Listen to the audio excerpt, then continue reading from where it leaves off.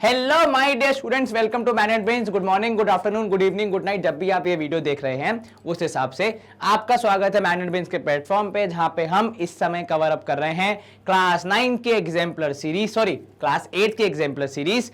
And हम इसमें अब तक क्या कर चुके हैं, तो अब तक हम हमारा चैप्टर क्रमांक 5 जिसका नाम है, जो कि एक कॉम्बिनेशन है अंडरस्टैंडिंग क्वाड्रिलेटरल्स और प्रैक्टिकल ज्योमेट्री का, इन दोनों को मिलाकर जो हमारा टेक्स्ट बुक का 5वां चैप्टर है उसको कवर कर रहे हैं, जिसमें अब तक हम कॉन्सेप्ट रिव्यू कर चुके हैं, एग्जांपल सॉल्व कर चुके हैं, एमसीक्यूज कर चुके हैं, fill up the blanks and true false भी कर चुके हैं। कुछ नहीं छोड़ा अब तक हमने। और इस वीडियो में हम इस सिलसिले को आगे बढ़ाएंगे और हम कवर अप करेंगे आगे जो हमारे सब्जेक्टिव क्वेश्चन है उनको। बहुत सारे क्वेश्चन है, 132 से लेकर काफी दूर तक जाना है हमें, तो हम स्लोली क्वेश्चंस को सॉल्व करते हुए आगे बढ़ेंगे और ये कोशिश करेंगे कि आपके एग्जाम्पलर जल्दी खत्म हो जाए इस चैप्टर की, ताकि हम और आगे पढ़ाई कर सके।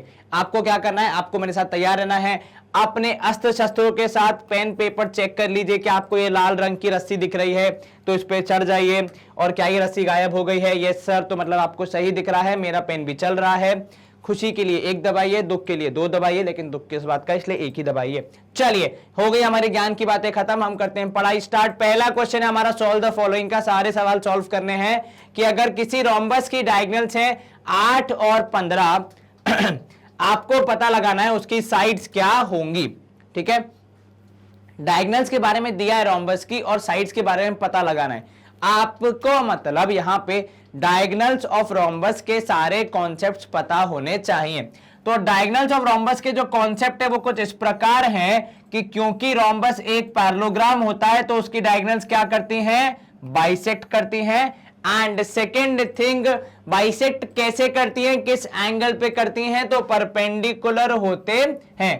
तो एक डायगोनल है 8 सेंटीमीटर, दूसरी है 15 सेंटीमीटर, तो बाइसेक्ट होने के बाद एक हो जाएगी 4 सेंटीमीटर। एंड क्योंकि ऊपर वाला हिस्सा 4, नीचे वाला हिस्सा 4, तो ये 15 का भी आधा हो जाएगा, तो 7.5 इधर और 7.5 इधर।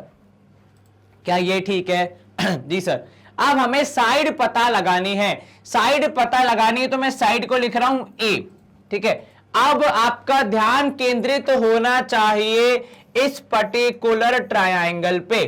ठीक है, इस पर्टिकुलर ट्रायंगल को यदि मैं काट के अलग निकालूं और आपके सामने ड्रॉ करूं तो कुछ यूं दिखेगा। मान लीजिए कि ये है 4, ये है 7.5 और ये है 90 डिग्री और ये है A।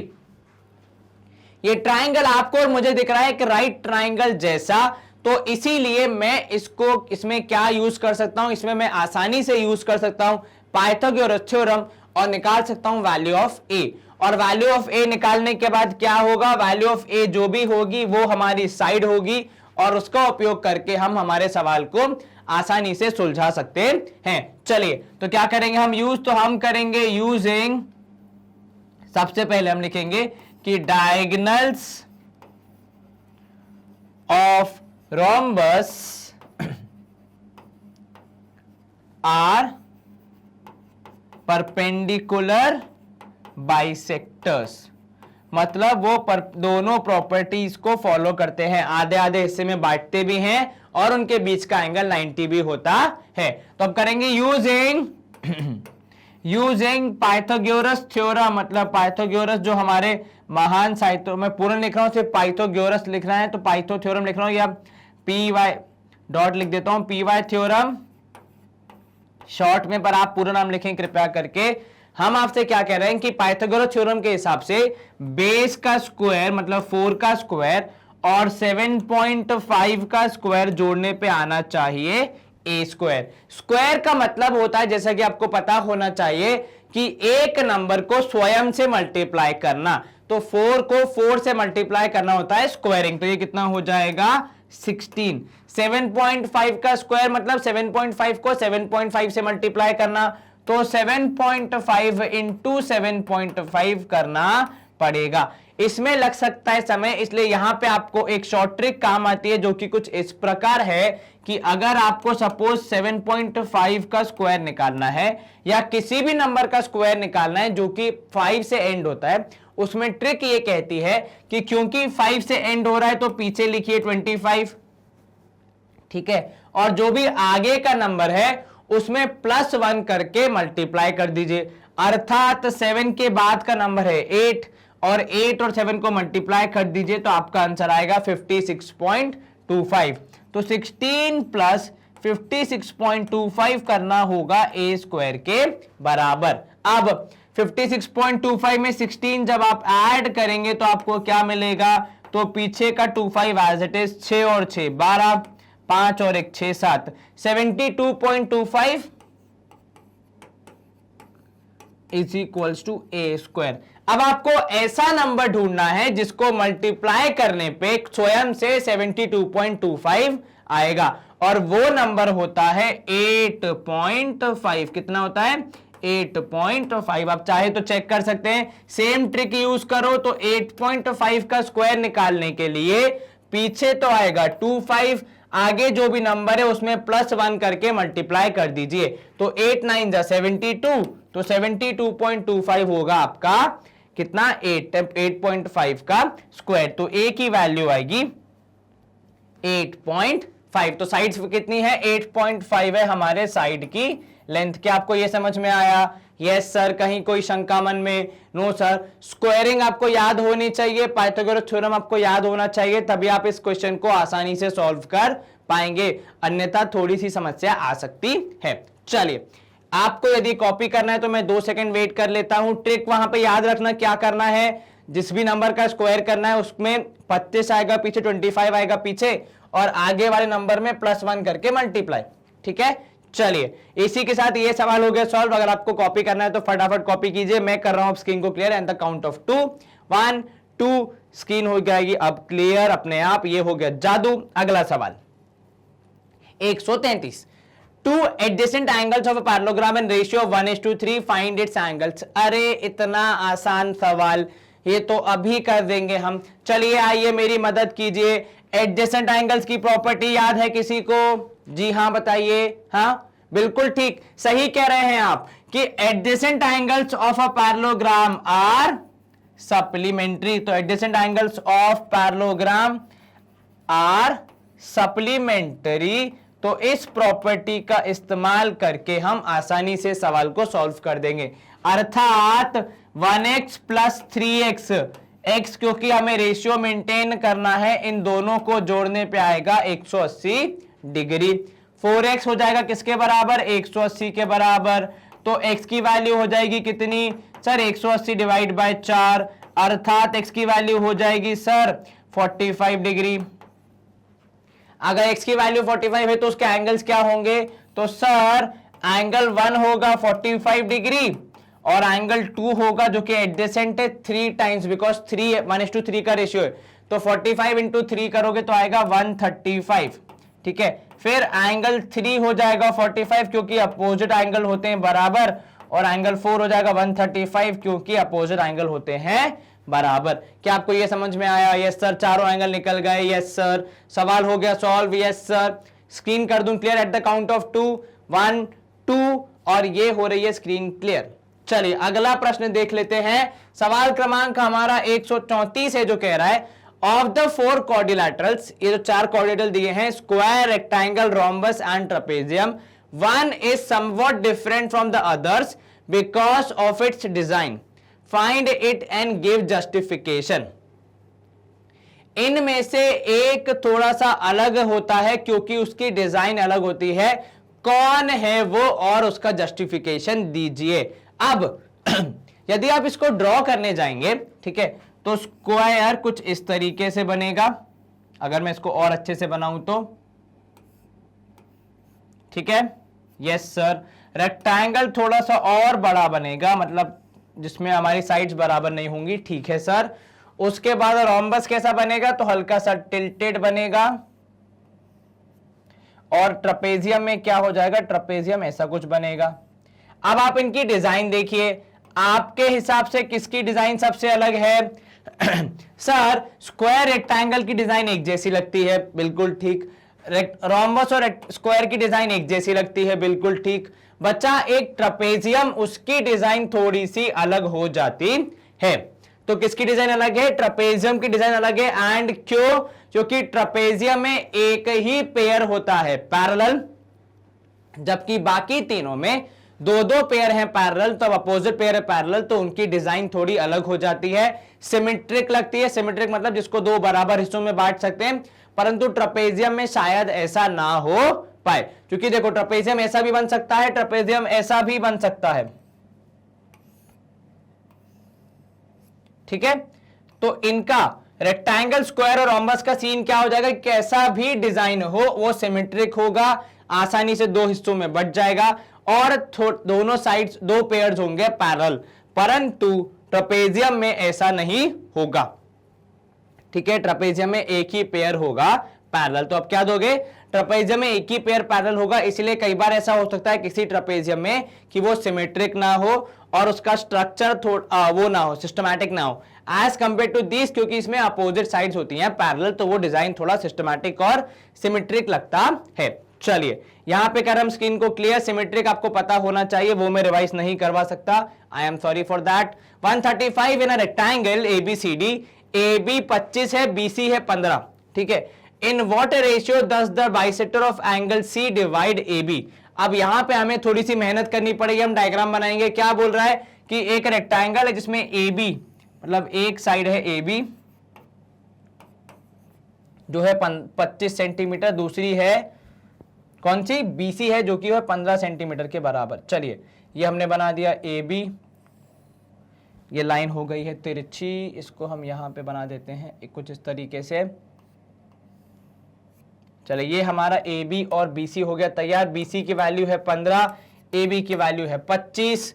In what ratio does the bisector of angle C, angle C का जो बाइसेक्टर होगा वो किस रेशियो में, एंगल C का जो बाइसेक्टर होगा वो किस रेशियो में AB को डिवाइड करेगा, ये आपको बताना है।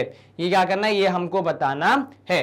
अब एंगल C की पूरी वैल्यू कितनी है 90, तो बाइसेक्ट होने के बाद कितनी बचेगी 45। क्या ये बात ठीक है? Yes sir. आप मुझे एक बात बताइए, ये एंगल 45 है, ये एंगल है 90, तो क्या हम इस एंगल के बारे में पता लगा सकते हैं? Yes sir. क्या होगा ये एंगल? सर जब दोनों एंगल है 45 और 90, तो हम इसको सॉल्व करके निकालेंगे तो ये एंगल भी 45 आएगा। तो इसका मतलब क्या मैं बोल सकता हूं, इसका मतलब क्या मैं बोल सकता हूं कि ये जो ट्राइंगल है जो हमने अभी बनाया है वो कौन सा ट्राइंगल है, वो है आइसोसेलेस ट्राइंगल। तो मतलब यदि ये साइड है 15 तो ये लेंथ भी कितनी होगी 15, और बची हुई लेंथ कितनी रह जाएगी 10, क्योंकि टोटल है 25। तो मतलब साइड किस रेशियो में डिवाइड होगी 10:15 के रेशियो में, मतलब 2:3 के रेशियो में। ये आपको जवाब समझ में आया, ये था रोड मैप। अब इसको हम सॉल्व करेंगे, तो कैसे स्टार्ट करेंगे सर? सबसे पहले हम लिख रहे हैं इन रेक्टेंगल ABCD, ठीक है, bisector of angle C meets AB at E। मैंने क्या बोला कि जो AB का जो बाइसेक्टर है वो कहां मीट कर रहा है, E पे मीट कर रहा है। किससे? AB से ही। जरूरी है बताना हमें, ठीक है। इसके बाद हम बोल रहे हैं कि भाई साहब in triangle BECB, in triangle ECB, ठीक है, इंग्लिश क्रिकेट बोर्ड नहीं, अगर आप क्रिकेट देखते हैं तो ECB मतलब ये जो ट्राइंगल है ECB, इसमें मैं बोल रहा हूं कि एंगल ECB स्वयं होगा 45 डिग्री, क्योंकि वो क्या CE इस एंगल बाइसेक्टर, एंगल को बाइसेक्ट कर रहा है, तो एंगल के दो बराबर हिस्से हो जाएंगे। तो पूरा था 90, आधा करेंगे तो 45। इसके अलावा एंगल EBC जो कि कोने का एंगल है वो कितना होगा 90 डिग्री, क्योंकि वो क्या है एंगल ऑफ रेक्टेंगल, और रेक्टेंगल के एंगल कैसे होते हैं 90 डिग्री होते हैं, ठीक है। चलिए तो ये दो एंगल मिल गए, देयरफॉर थर्ड एंगल जो है वो है BEC, वो कितना होगा, देयरफॉर BEC कितना हो जाएगा, टोटल होता है 180, ठीक है, उसमें से 90 गया इसके पास, 45 गया उसके पास, तो अपने पास क्या बचेगा, माइनस करने के बाद अपने पास बचेगा 45 डिग्री, ठीक है। अब आप क्या लिखोगे, सिंस क्योंकि BEC की वैल्यू बराबर है किसके, ECB के, जिसका मतलब है कि दोनों है 45 डिग्री, हम बोलेंगे therefore triangle ECB is an isosceles triangle, is an isosceles triangle. अब क्योंकि आइसोसेलेस ट्राइंगल है, इसका मतलब क्या हो जाएगा कि BC है किसके बराबर, तो BC है BE के बराबर, मतलब कितना, 15 सेंटीमीटर। ठीक है, अब तक हमने क्या कर दिया, दोनों एंगल्स को बराबर साबित कर दिया, मतलब ट्राइंगल हो गया क्या, ट्राइंगल हो गया आइसोसेलेस। और आइसोसेलेस ट्राइंगल में क्या होता है, एक पेयर ऑफ अपोजिट साइड्स होता है इक्वल। ठीक है, तो ये वाली साइड इसके बराबर, थर्ड वाली को हम छोड़ देंगे, उससे हमें कोई मतलब नहीं है। तो अगर EB की या BE की वैल्यू आ गई 15, हम बोलेंगे कि भाई साहब AB is equal to BE plus AE। ठीक है, जो पूरा AB था वो कैसे बना है, वो बना है BE और AE से। इसमें से AB की वैल्यू है 25, BE की वैल्यू है 15, तो AE की वैल्यू हम निकाल सकते हैं। क्या आपको ये समझ में आ रहा है? Yes sir. अब AE की वैल्यू कैसे निकालोगे, तो सर 25 में से 15 घटा दीजिए और अपना जवाब पा लीजिए। धन्यवाद आपके सजेशन के लिए।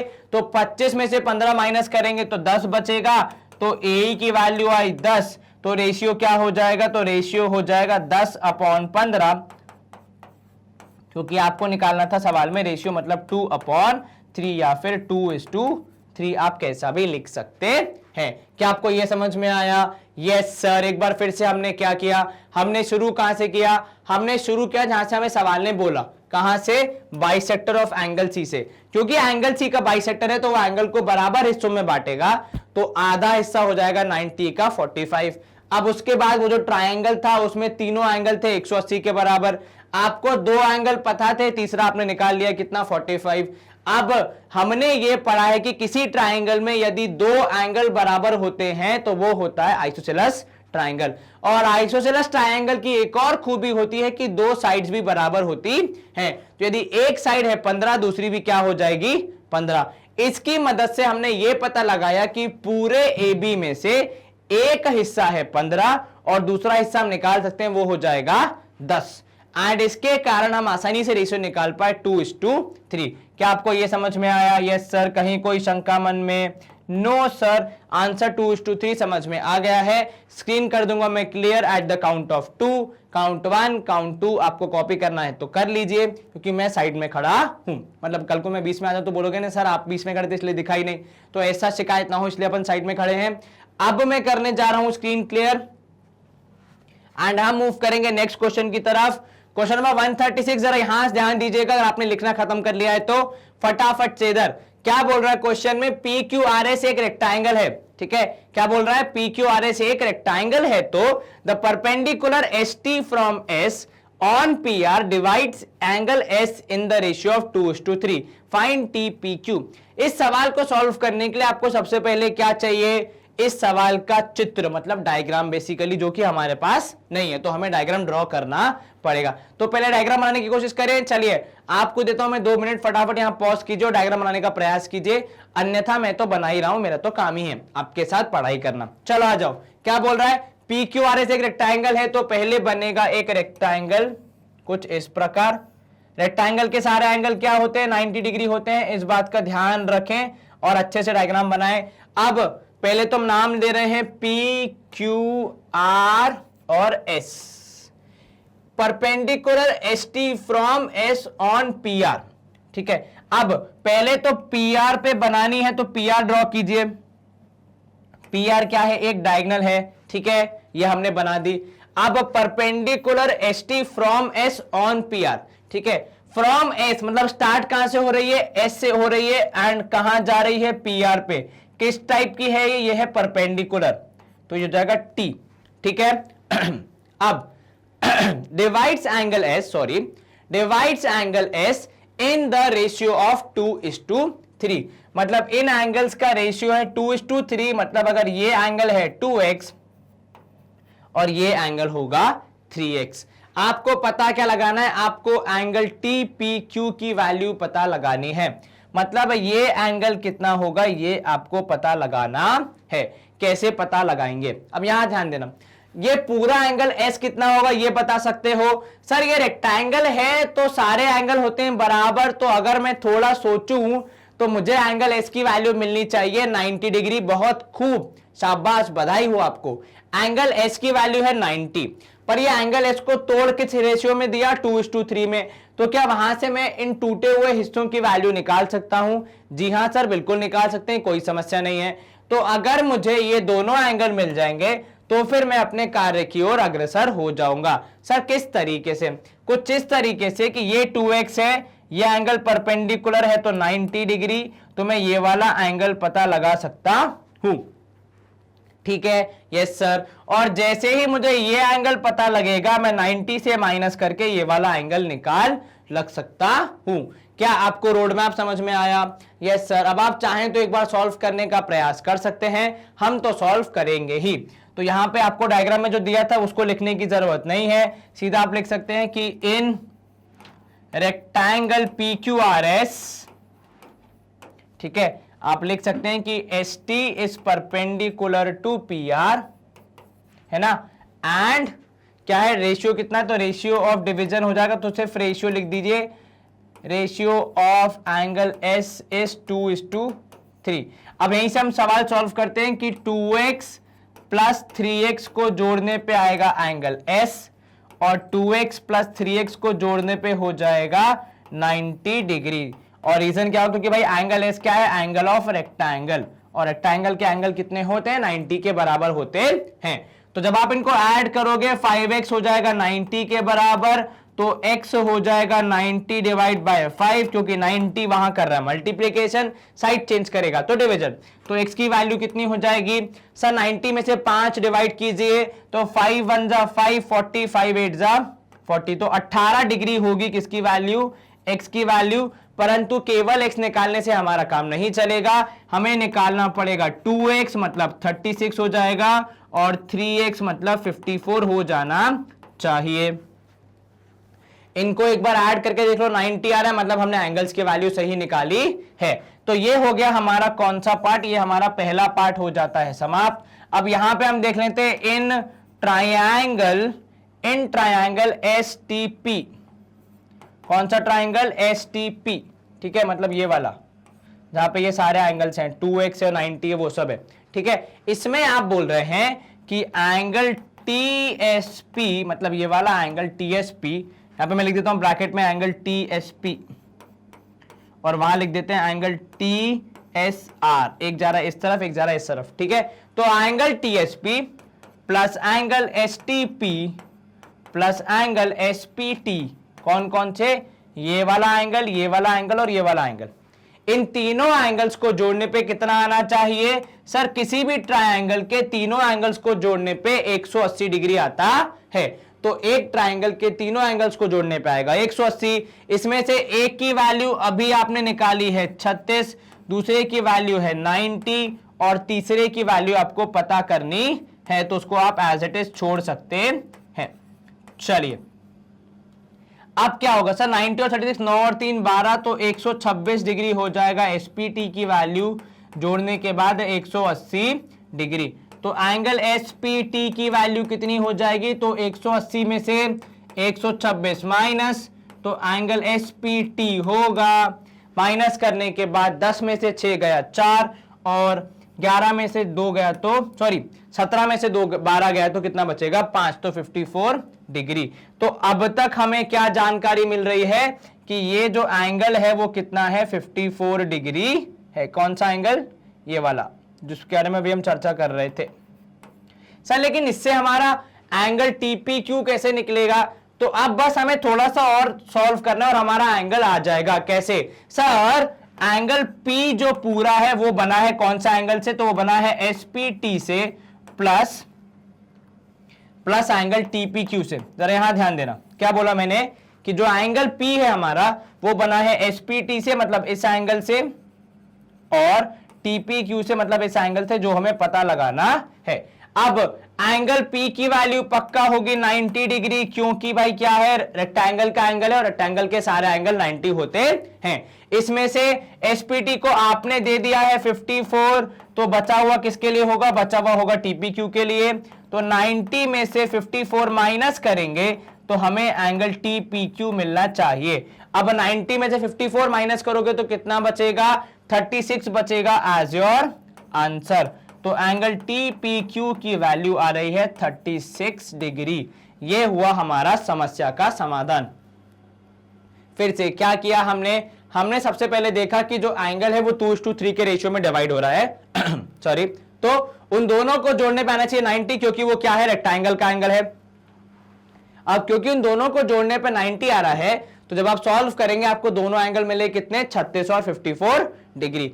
इन दोनों एंगल्स की मदद से आपने फिर निकाला जो एंगल TPQ हमें निकालना है उसके बाजू वाले एंगल को, using angle sum property of a triangle, which says किसी भी ट्राइंगल के अंदर के एंगल को जोड़ने पे कितना आना चाहिए, 180 डिग्री आना चाहिए। तो उसमें से दो एंगल पता थे, तीसरा हमने निकाल लिया। अब जो तीसरा एंगल हमने निकाला था उसकी वैल्यू है 54, परंतु वो हमारी समस्या का समाधान नहीं था। वो हमारी समस्या का समाधान निकालने का एक महत्वपूर्ण जरिया था। वो कैसे कि पूरा एंगल P होता है 90 डिग्री, क्योंकि हमारा भाई रेक्टेंगल है और रेक्टेंगल के सारे एंगल होते हैं 90 के बराबर। तो उसमें से एक हिस्सा 54 था जो हमने निकाला था कैलकुलेट करके, दूसरा हमें पता लगाना था, तो हमने 90 से उसको घटा दिया, जो हिस्सा बचा वो हिस्सा हमारा जवाब था, हमारी समस्या का समाधान था। तो इसी के साथ ये सवाल होता है सॉल्व। अगर आपको कॉपी करना है तो मैं 2 सेकंड वेट करता हूं, 1 2 मतलब पॉज करके आप लिख लो आराम से, ठीक है, ताकि मेरा हाथ पांव कहीं बीच में ना आए, वरना पता चले पॉज करो तो ऐसे हाथ आ रहा है या ऐसे कुछ आ रहा है तो दिक्कत हो जाएगी, है ना। चलिए, तो इसी के साथ हम करते हैं यहाँ पे इसको स्क्रीन को क्लियर। अब की बार काफी बातें हो चुकी हैं एंड हम मूव करेंगे हमारे अगले प्रश्न की ओर। क्वेश्चन नंबर 137 है हमारा कि अब photo frame is in the shape of a quadrilateral, ठीक है, मतलब फोटो फ्रेम के 4 साइड है, कोई समस्या नहीं है, with one diagonal longer than the other. ये इंफॉर्मेशन काफी जरूरी है कि एक डायगोनल दूसरे से बड़ी है। अब आपसे सवाल क्या पूछ रहा है, is it a rectangle, why और वाई नॉट। अरे प्रभु, रेक्टेंगल की प्रॉपर्टीज क्या होती है कि उसकी डायगोनल बराबर होती हैं। यहां पे डायगोनल एक बड़ी है दूसरी छोटी है, तो it is not a rectangle. No, it is not a rectangle because for a quadrilateral to be rectangle the diagonals का length should be equal.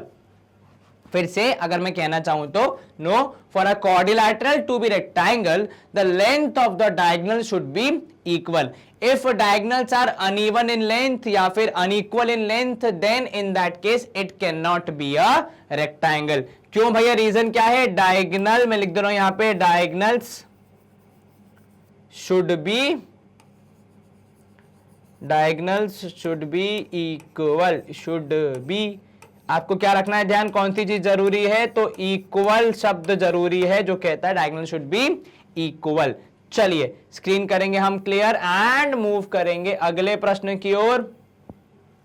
Screen clear करने के बाद नेक्स्ट क्वेश्चन है हमारा 138 जो कह रहा है हमसे कि the adjacent angles of a parallelogram are these two, find all the angles. Adjacent angles की कौन सी प्रॉपर्टी होती है, अभी कुछ क्षण पहले हमने देखा था सर, एडजेसेंट एंगल्स, क्या बोला हमने, adjacent angles of a parallelogram are what, are supplementary, अर्थात जोड़ने पे 180 के बराबर।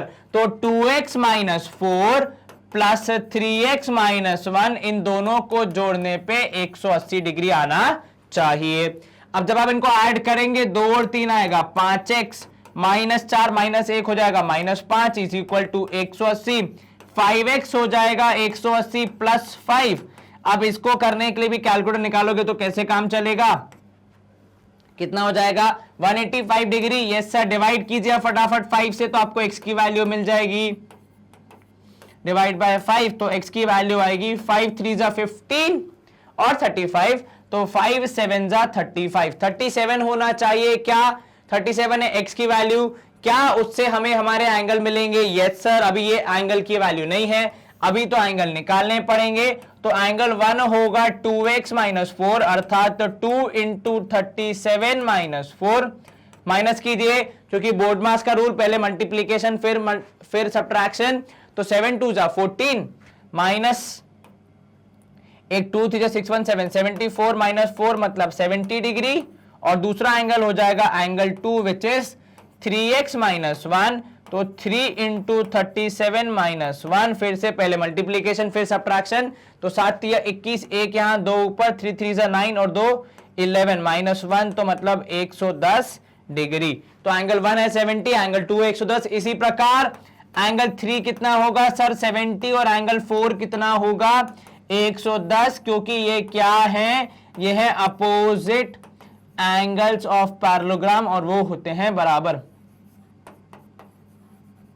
वो क्या होते हैं, बराबर होते हैं। तो क्या किया हमने रेशियो का उपयोग करके चारों एंगल्स को आसानी से निकाल दिया और हमारा सवाल कर लिया सॉल्व। क्या कोई शंका मन में? नहीं सर। क्या कोई दिक्कत? No sir. चलिए, तो यहां पे मैं कर रहा हूं स्क्रीन को क्लियर। अगर कॉपी करना तो वेट कर लेता हूं। कहां पे खड़े होना चाहिए मुझे? ये जगह ठीक है, आपको सब कुछ दिख रहा है, और इसी के साथ सवाल हो गया है सॉल्व। आपने कॉपी कर लिया है तो अच्छी बात है। अब मैं कर रहा हूं स्क्रीन को क्लियर, एंड हम मूव करेंगे नेक्स्ट प्रश्न की ओर। अगला प्रश्न है हमारा, the point of intersection of the diagonals of a quadrilateral divides one diagonal in the ratio 1:2, can it be a parallelogram. अब डायगोनल के डिवीजन का रेशियो है 1:2, मतलब डायगोनल्स कैसे डिवाइड हो रही हैं सर? एक होगी अगर 3 सेंटीमीटर तो दूसरी को होना पड़ेगा 6 सेंटीमीटर, तभी तो रेशियो 1:2 मेंटेन होगा।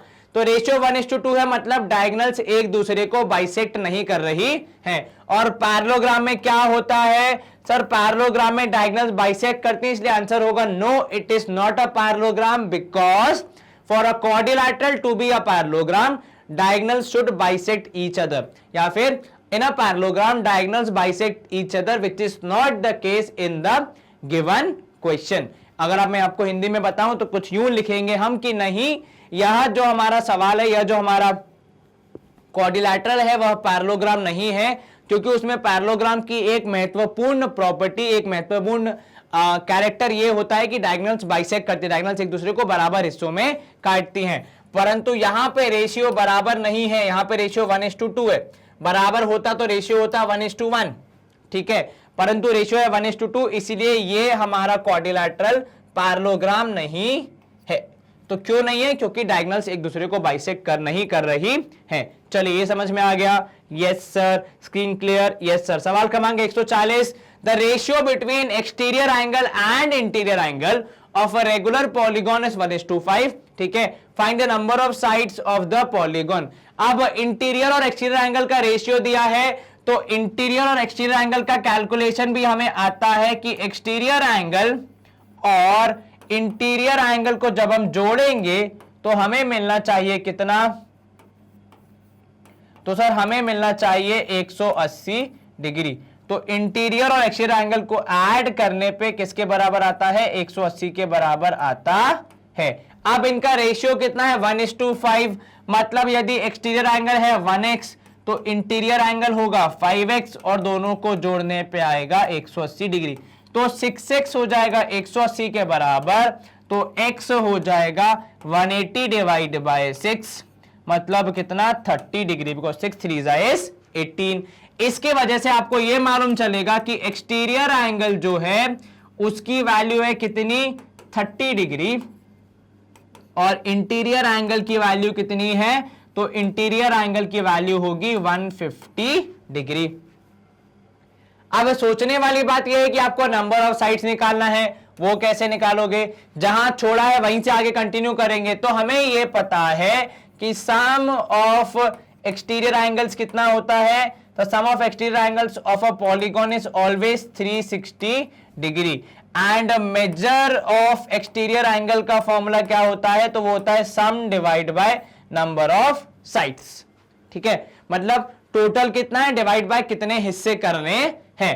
तो अब मेजर है हमारा 30, सम है 360, आपको पता लगाना है n। n यहां पे डिवाइड कर रहा है, साइड चेंज करेगा तो मल्टीप्लाई करेगा, तो 30 इंटू एन कर देंगे जो हो जाएगा 360 के बराबर। अब जो 30 है यहां पे वो कर रहा है मल्टीप्लाई, साइड चेंज करेगा तो करने लगेगा डिवाइड, तो n की वैल्यू आ जाएगी 12 साइड्स। मतलब पॉलीगॉन की कितनी साइड्स हैं? 12 साइड्स हैं हमारे सॉल्यूशन के हिसाब से। क्या किया हमने? शुरू कहां से किया? शुरू हमने एकदम बेसिक कॉन्सेप्ट से किया कि एक्सटीरियर और इंटीरियर एंगल को जोड़ने पे 180 आता है, दोनों का रेशियो गिवन था, हमने दोनों की वैल्यूज पता लगा ली। इसके बाद इस वैल्यू को जो पता लगाया हमने उसकी मदद से निकाला कि कितने साइड्स होंगे using sum of measure of interior angles का फॉर्मूला, जो कि होता है sum divide by number of sides. क्या ये आपको समझ में आया? यदि हाँ तो मुंडी ऐसे हिलाइए, यदि ना तो इसको दोबारा देख के आइए, और हम बढ़ रहे हैं आगे अगले प्रश्न की तरफ। चलिए यहां पे होती है स्क्रीन क्लियर। अगला प्रश्न देख लेते हैं। सवाल क्रमांक 141 है हमारा 141, जो कह रहा है हमसे कि two sides each of length 5 centimetre, दो साइड्स हैं, दो स्टिक्स हैं सॉरी, जिनका लेंथ है 5 centimetre, are crossing each other such that they bisect each other. ठीक है, what shape is formed by joining their end points, give reason. अब दो स्टिक्स हैं जिनकी लेंथ है 5, ठीक है, तो मान लीजिए ये पहली स्टिक, ठीक है, ये दूसरी स्टिक, दोनों की लेंथ कितनी है? 5 है। और आप क्या बोल रहे हैं कि जब आप इनको ऐसे क्रॉस में रख रहे हैं तो ये एक दूसरे को बाइसेक्ट कर रही है, ठीक है, एंड जब आप इनके एंड पॉइंट को ज्वाइन करेंगे तो आपको कौन सा फिगर मिलेगा, ऐसा ये हमसे पूछ रहा है। ठीक है, नाउ द स्टिक्स बेसिकली हैं क्या ये स्टिक्स? तो ये बेसिकली डायगोनल्स के फॉर्म में देखी जा सकती हैं। ठीक है, तो sticks are diagonals of the quadrilateral formed by joining the end points। quadrilateral कैसे बनाइए कि जब इन्होंने कहा कि एंड पॉइंट्स को ज्वाइन करो तो वो ज्वाइन करने के बाद जो बना है क्वाड्रिलेटरल उसके डायगोनल्स हैं ये, ठीक है, स्टिक्स। नाउ अब क्या होगा? Now diagonals bisect each other और साथ में they are equal in length and diagonals are equal in length, diagonals are equal in length। ठीक है, तो ये ध्यान देने वाली बात है कि भाई डायगोनल्स एक दूसरे को बाइसेक्ट कर रही हैं and they are equal length. Therefore ये जो क्वाड्रिलेटरल है, therefore quadrilateral formed is a, क्योंकि उसके बाद रेक्टेंगल होने की सारी खूबियां हैं, तो is a rectangle, rectangle GLE। क्या कोई समस्या? नहीं सर। क्या बोला हमने? क्योंकि इन्होंने बताया था कि डायगोनल्स बाइसेक्ट भी कर रही हैं और इक्वल लेंथ की है। लेंथ आप चाहिए तो ब्रैकेट में लिख सकते हैं 5 सेंटीमीटर, तो therefore it is a rectangle, क्योंकि किसी भी रेक्टेंगल में डायगोनल्स बाइसेक्ट भी करती हैं और बराबर भी होती हैं। ठीक है, चलिए अब उनके बीच में एंगल क्या है ये नहीं पता। अगर वो पता होता कि 90 है या कुछ और है तो हम इसको और एक्सप्लोर करते कि वो रोम्बस है या स्क्वायर है, डिपेंडिंग ऑन द इंफॉर्मेशन। ठीक है, चलिए ये सवाल हो गया सॉल्व, आसान सा थ्योरी सा क्वेश्चन था। 142, अब की बार स्टिक्स कितनी है? 7 सेंटीमीटर की है और क्रॉस करते समय they bisect each other at right angles. ठीक है, what shape is formed by joining the end points. ठीक है, उसी सवाल के जैसा है तो ज्यादा कुछ मेहनत करने की जरूरत नहीं है। जो एडिशनल चीज हमें मालूम चली है कि राइट एंगल पे बाइसेक्ट कर रहे हैं, तो मतलब अब की बार डायगोनल्स क्या है? तो अब की बार डायगोनल्स जो हैं, अगर मैं शॉर्ट में लिखूं आपके लिए, तो इक्वल हैं, ठीक है, बाइसेक्ट कर रही हैं और परपेंडिकुलर भी हैं। तो तीनों प्रॉपर्टी होने की वजह से तो डायगोनल्स इक्वल, परपेंडिकुलर और बाइसेक्ट। तो इक्वल के केस में होता है रेक्टेंगल, ठीक है, बाइसेक्ट और परपेंडिकुलर के केस में, बाइसेक्ट के केस में होता है क्या? तो बाइसेक्ट होता है पैरेललोग्राम में, जो कि रेक्टेंगल और उसमें दोनों में होता है, रेक्टेंगल और रोम्बस दोनों में, और परपेंडिकुलर होता है रोम्बस में। तो एक ऐसा रेक्टेंगल जो कि पैरेललोग्राम भी है, तो ये तीनों का कॉम्बिनेशन एक ही है पूरे संसार में, जिसको हम अंग्रेजी में क्या बोलते हैं? स्क्वायर बोलते हैं। क्या बोलते हैं? स्क्वायर बोलते हैं। तो what shape is form by joining the end points? तो स्क्वायर बनेगा। रीजन क्या होगा कि diagonals are equal, diagonals are bisecting and diagonals are perpendicular, और ये तीनों प्रॉपर्टीज एक ही शेप में होती है जिसका नाम है स्क्वायर। क्या आपको ये समझ में आया? Yes sir. तो यहां पे स्क्रीन होती है क्लियर और हम मूव करेंगे अगले प्रश्न की ओर। सवाल क्रमांक 143 हमारा कि a playground in the town is in the form of kite. ठीक है, एक प्लेग्राउंड है टाउन में जो कि काइट के फॉर्म में है, ठीक है। The perimeter is 106, if one of is sides is 23, what is the length of the other 3 sides. अब जो प्लेग्राउंड है वो किस फॉर्म में है, तो काइट के फॉर्म में है, तो मान लीजिए कुछ ऐसा दिख रहा है, ठीक है। अब एक साइड है 23, ठीक है। अब हमें यहां पे काइट की प्रॉपर्टीज क्या पता होनी चाहिए, तो वी नो दैट, तो हम लिखेंगे we know that a kite has, kite में क्या होता है, a kite has two pairs of, two distinct pairs rather, तो इसको मैं काट करके लिख रहा हूं, टू डिस्टिंक्ट या two pairs of adjacent sides of equal length, या फिर ऐसे लिख सकते हैं, अगर और प्रॉपर लिखें तो टू डिस्टिंक्ट पेयर्स यहां बेटर सूट करेगा कि दो अलग अलग पेयर होंगे जहां पे एडजेसेंट साइड्स बराबर होंगी, ठीक है। अब S1 मतलब साइड 1 है, ठीक है, तो S1 है कितना 23, ठीक है, तो S2 भी कितना होगा, तो S2 भी हो जाएगा 23, ठीक है। तो ये हो जाएगा साइड 1 मतलब S1, यहां पे साइड 2 लिख सकते हैं आप, यहां पे मैं लिख रहा हूं साइड 3, ठीक है, जो कि हो जाएगी S3 जिसको हम मान रहे हैं X, और इसीलिए क्योंकि काइट की प्रॉपर्टी है तो साइड 4 मतलब S4 हो जाएगा कितना, वो भी हो जाएगा X, ठीक है। तो दो अलग अलग पेयर होते हैं, तो एक पेयर हो गया 23 का, दूसरा पेयर हो गया XX का, लेकिन है ये एडजेसेंट, ठीक है। अब हम क्या लिख रहे हैं, पेरीमीटर कितना दिया है भाई साहब, तो पेरीमीटर हमको गिवन है कितना 106, if I am not wrong, yes sir. तो मतलब पेरीमीटर निकालते कैसे, sum of all sides is perimeter, तो S1 S2 S3 और S4 को जोड़ने पे आना चाहिए 106, इसमें से S1 है 23, S2 है 23, S3 है X और S4 भी है X, ठीक है। क्योंकि काइट की प्रॉपर्टी क्या होती है कि एक दो ऐसे पेयर मिलेंगे, तो एक पेयर हो गया इस तरफ, एक पेयर हो गया वो वाला, जिसमें एडजेसेंट साइड्स बराबर होंगे, परंतु किंतु दोनों अलग अलग वैल्यूज के होंगे, मतलब जरूरी नहीं कि ये 23 है तो वो भी 23 होगा, वो कुछ और वैल्यू होना चाहिए तभी वो परफेक्ट काइट बनेगा, ठीक है। चलिए, तो ये हो गया 23 हो गया कितना 46 is equal to plus 2x is equal to 106, इसको हम करेंगे माइनस, तो 2x आएगा 106 माइनस 46, अगर हम इसको आगे सॉल्व करेंगे तो 106 में से 46 काटिए, 6 माइनस 6 0, 10 में से 4 गया 6, तो 2x हो जाएगा कितना 60 के बराबर, तो x हो जाएगा 30 के बराबर। ये कैसे आया, 60 डिवाइड बाय 2 करने पे आएगा 30। क्या आपको ये समझ में आया, यस सर, कहीं कोई शंका मन में नहीं सर। तो अदर साइड्स क्या होंगी, तो अदर 3 साइड्स होंगी,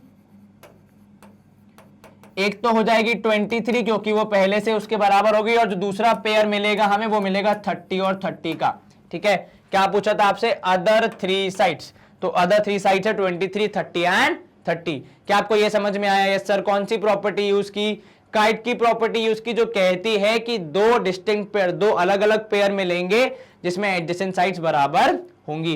क्या आपको ये समझ में आया, यस सर। कॉपी करना है तो कर लीजिए, मैं 2 मिनट खड़ा हो जाता हूं। तो ऑन द काउंट ऑफ 2, तो 1 एंड 2, कॉपी आपने कर लिया है, स्क्रीन कर रहा हूं मैं क्लियर, एंड हम मूव करेंगे अगले प्रश्न की ओर।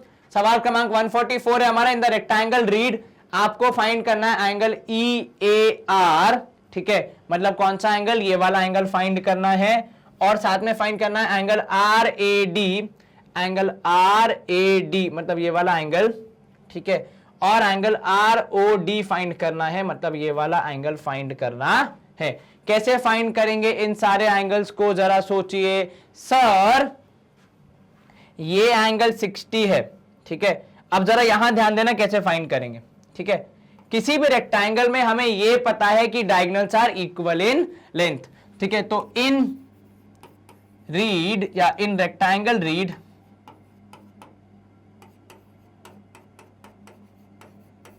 ठीक है, क्या बोल रहा हूं मैं कि RA is equal to ED, क्या ये करेक्ट है, यस सर। तो आप क्या लिखोगे, डायगोनल्स ऑफ रेक्टेंगल, ठीक है। फिर आप लिख रहे हो ऑल्सो, मतलब साथ में, ठीक है, diagonals bisect each other, sir ये किस हिसाब से?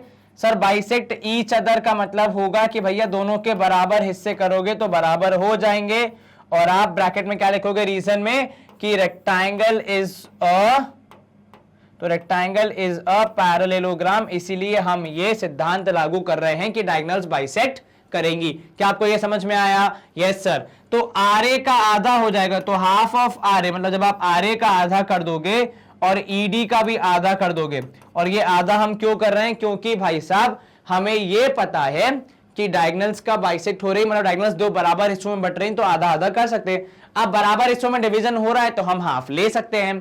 तो आरए का आधा मैं लिख रहा हूं ओ ए, ठीक है, एंड ईडी का आधा लिख रहा हूं ओ ई। क्या लिखा मैंने? आरए का आधा, आरए मतलब कौन सा? ये पूरा है आरए, ठीक है, इसका हाफ होगा कौन सा वाला पार्ट? तो ये पूरा था आरए, आधा इधर आधा इधर, ये आपने हटा दिया, और ओडी का, ईडी का रहता आधा इस तरफ आधा इस तरफ, तो ये वाला हिस्सा आपने हटा दिया। अब क्योंकि ये दोनों हो गए बराबर, can I say that therefore ऐसा ट्राइंगल जिसकी सिर्फ दो साइड्स एक दूसरे के बराबर होती है उसको आप क्या बोलते हो? उसको आप बोलते हो कि ई O A is an isosceles triangle. तो सर उससे क्या फायदा होता है? आइसोसेलस ट्रायंगल की एक और खूबी होती है कि न सिर्फ साइड्स बराबर होती हैं बल्कि दो एंगल्स भी बराबर होते हैं। तो आप लिखोगे यहां पे कि therefore angle O E A would be equal to angle O A E. हमें सवाल में वही पूछा है क्या? ओ ए? हाँ, मतलब ई ए आर पूछा है, तो बेसिकली उसका नाम ओ ए ई भी लिख सकते हैं। ये दोनों हो गए बराबर? Yes sir. अब मुझे एक बात बताओ, एंगल, मैं बोल रहा हूं कि हमें अगर, क्योंकि बाकी चीजें भी निकालनी है, तो मैं बोल रहा हूं कि एंगल आर ओ ई और angle O E O A, मतलब इन दोनों एंगल्स को जोड़ने पे कितना मिलेगा? सर दोनों एंगल्स को जब आप ध्यान से देखेंगे तो वो एक सीधी पट्टिका पे आ रहे हैं, अर्थात लीनियर पेयर फॉर्म करेंगे, और बीच में ये जो लाइन है वो इस एंगल्स को डिवाइड कर रही है, तो दोनों एंगल को जोड़ने पे कितना आना चाहिए? 90 डिग्री आना चाहिए। तो मैं लिख रहा हूं यहां पे, तो नाउ करके लिखूंगा बिकॉज कुछ नया स्टार्ट करने वाला हूं मैं। तो now angle R O E plus angle E O A या फिर ए ओ ई, ऐसा लिख दो। क्या बोला मैंने? कि सीधी पट्टिका पे रहने वाले ये दो एंगल्स आजू बाजू वाले, इनको जोड़ने पे 180 डिग्री आएगा, और मैं रीजन लिख रहा हूं बाजू में लीनियर पेयर एलपी, ठीक है। इसमें से आरओई की वैल्यू कितनी है? सर सवाल में दी है 60 डिग्री, तो ये 60 है, तो एओई कितना होगा? सर वो हम निकाल सकते हैं, निकालिए कितना होगा। तो सर एओई होगा 180 में से 60 घटाने के बाद जो बचेगा उतना, तो एओई हो जाएगा कितना? 120 डिग्री, ठीक है।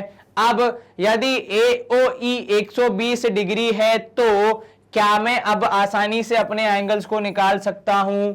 Yes sir. कैसे निकालेंगे? सर ये दोनों एंगल हैं बराबर, ये एंगल है 120, तो हम इन दोनों को सॉल्व करके हमारा आंसर निकाल सकते हैं। बिल्कुल ठीक, चलिए निकालेंगे इसको। कैसे फाइंड करेंगे हम? तो सर कुछ यूं फाइंड होगा ये कि भाई साहब एंगल ओ ए ई, यहां पे अगर मेरे पास जगह कम है तो मैं नीचे लिखता हूं थोड़ा सा, एक मिनट,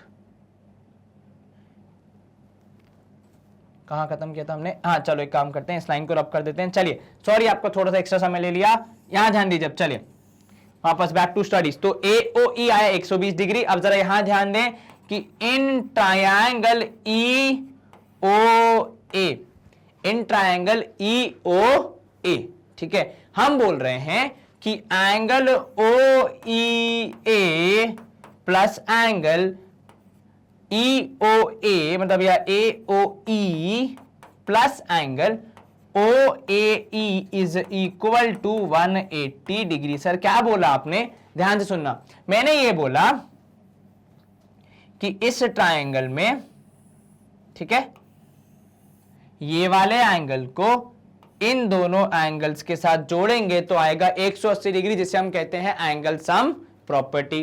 ठीक है, अब इसके तहत हम क्या बोल सकते हैं, तो इसके तहत हमें ये मिलेगा कि भाई साहब ये एंगल x है क्योंकि बराबर है, हमने दिखाया था कि OEA है किसके बराबर, OE के बराबर, तो ये हो जाएगा x। ठीक है, बीच वाला 120 हमने अभी फाइंड किया था, और ये वाला भी x, तो ये कितना हो जाएगा, तीनों को जोड़ के 180 डिग्री, तो 2x हो जाएगा। 180 में से 120 घटाइए, जो बचेगा वो हमारे लिए, तो हमारे लिए बचा 60, तो x की वैल्यू कितनी, 30 डिग्री। मतलब फाइनली जो हमारा एंगल था OAE, जिसको हमने किस नाम से लिखा है सवाल में कि which is equal to angle EAR, वो हो जाएगा किसके बराबर, 30 डिग्री के बराबर। क्या आपको ये समझ में आया? Yes sir. तो इतनी पूरी मेहनत केवल एक एंगल निकालने के लिए, और यदि ये एक निकल गया तो बाकी सारे भी निकल जाएंगे।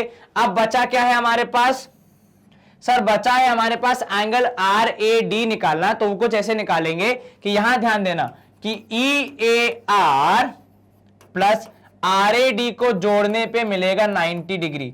और क्यों ऐसा? क्योंकि भाई वो क्या है, वो है एंगल A के बराबर, which is a angle in the rectangle. तो इनमें से EAR है कितना, 30 डिग्री है, तो RAD की वैल्यू हम निकाल सकते हैं क्या? यस सर, बिल्कुल निकाल सकते हैं। तो RAD हो जाएगा 90 माइनस 30 मतलब 60, तो आपको मिल जाएगा RAD, पेन दीदी लगता है फिर से रुक गई, ऐसा मत कीजिए प्लीज, देखते हैं अब चल जाए शायद पेन दीदी, हे प्रभु। यस, तो RAD की वैल्यू कितनी, 90 माइनस 30 मतलब अर्थात कितना सर, 90 माइनस 30 करेंगे तो हमें मिलेगा 60 डिग्री। RAD की वैल्यू हो गई 60 डिग्री। बचा है केवल ROD, वो कैसे निकालेंगे?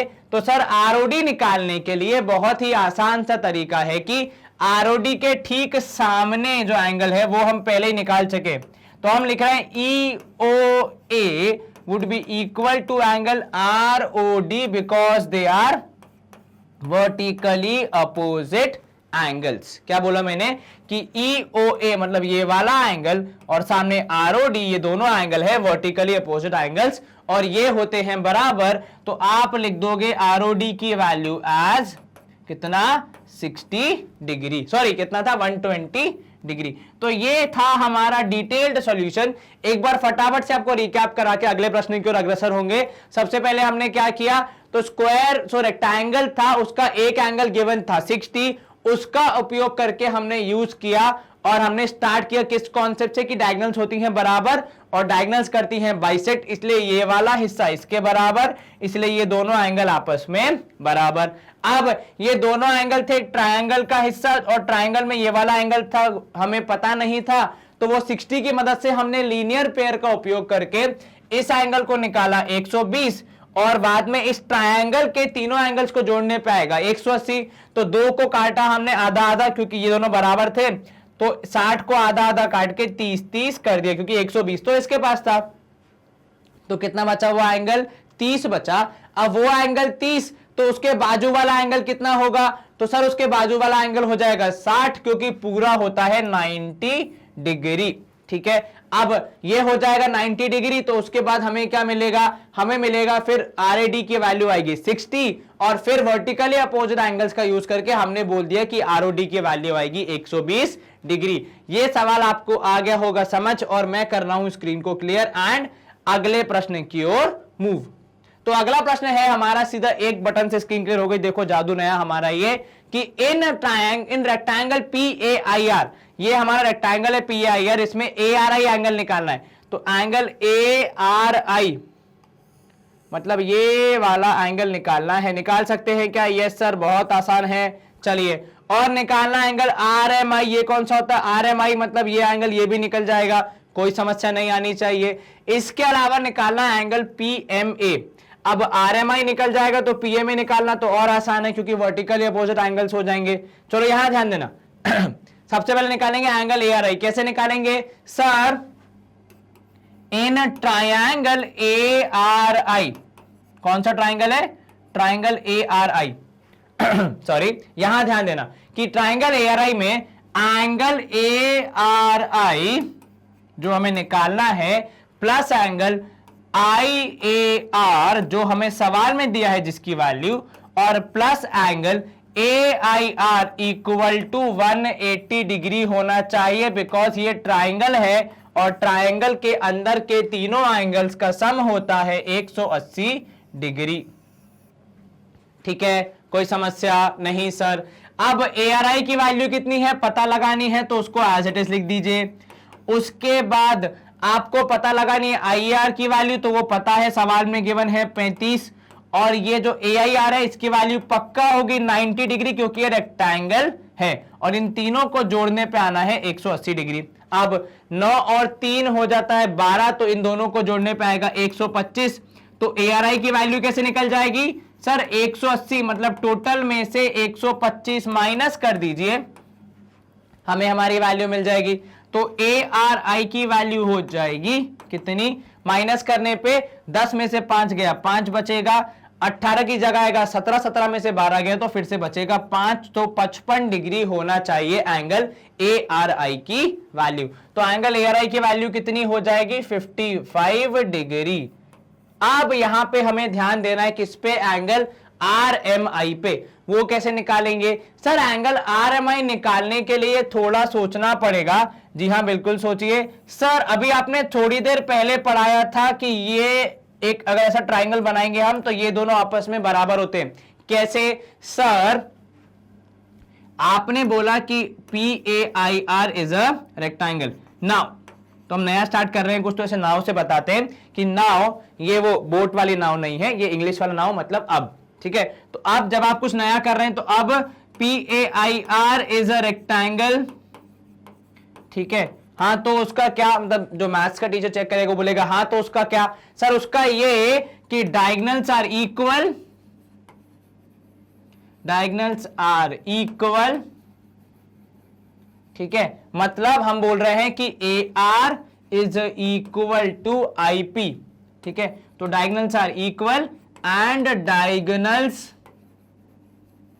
Bisect each other. तो diagonals are equal and diagonals bisect each other.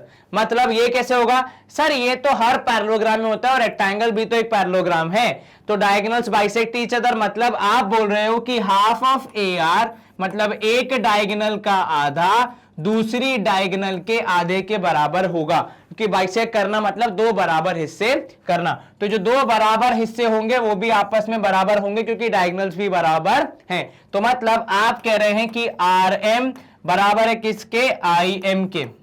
क्या बोला हमने, RM बराबर है IM के।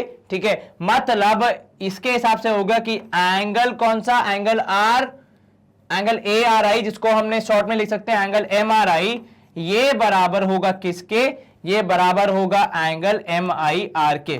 किसके, MIR के। ठीक है, तो एंगल MRI जिसको हमने ARI भी लिखा है, इसको ब्रैकेट में एंगल MRI भी लिख सकते हैं क्योंकि नाम अलग है पर एक ही चीज है।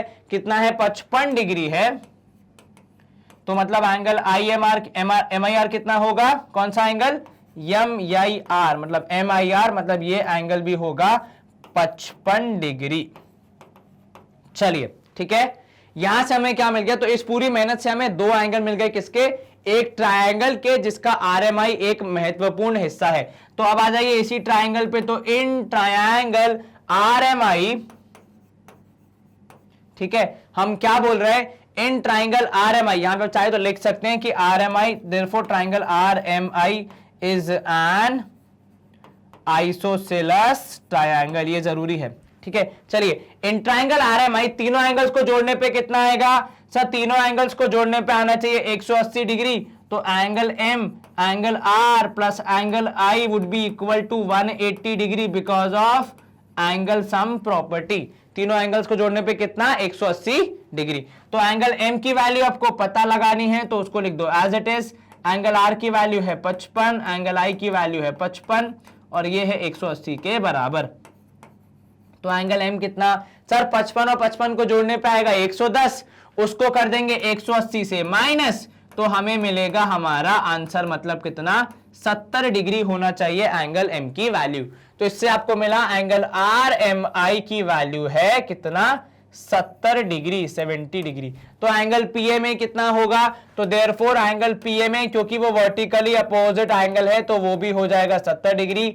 ब्रैकेट में रीजन वर्टिकली अपोजिट एंगल, मतलब एग्जैक्टली सामने वाला एंगल। ठीक है, चलिए यहां ध्यान दे, एक बार फिर से फटाफट रिकैप कर लेते हैं हमने क्या किया। तो हमने स्टार्ट किया था ट्राइंगल ARI से, जो बड़ा ट्राइंगल है वहां पे एक एंगल आपको पता था 35, दूसरा आपको नेचुरली पता था कि 90 होता है क्योंकि रेक्टेंगल है, तीसरा आपने पता लगाया, तो हमारे सवाल का पहला हिस्सा हो गया सॉल्व। और वहीं से हमने हमारे सवाल का दूसरा हिस्सा शुरू किया कि भाई साहब ये जो ट्रायंगल है अंदर रेक्टेंगल के, इसकी ये दोनों जो साइड्स हैं, दोनों जो भुजाएं हैं वो होंगी बराबर, क्योंकि ये एक रेक्टेंगल है जिसकी डायगोनल्स बराबर होती हैं और बाइसेक्ट भी करती हैं, तो बराबर होती हैं, इसलिए ये होंगी बराबर। और बाइसेक्ट करना मतलब आधे हिस्से में बांटना, तो ये दोनों आधे हिस्से हो गए बराबर।